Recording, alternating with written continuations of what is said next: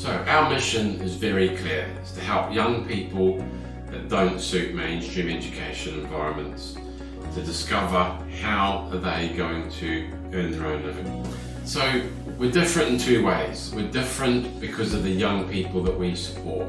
So we support young people that are not education shaped, and we do that by creating an environment, a learning and training centre environment that's more relaxed, that builds trust and rapport, that has a high ratio of 1:3 tutor to student ratio. It allows the student to progress their learning at a pace that suits them, doesn't over pressurise them, keeps the learning very targeted on what they're interested in, keeps it meaningful for the learner, and we just make it really fun. So we offer young people the opportunity to discover that they can learn. We also offer a very flexible vocational learning program.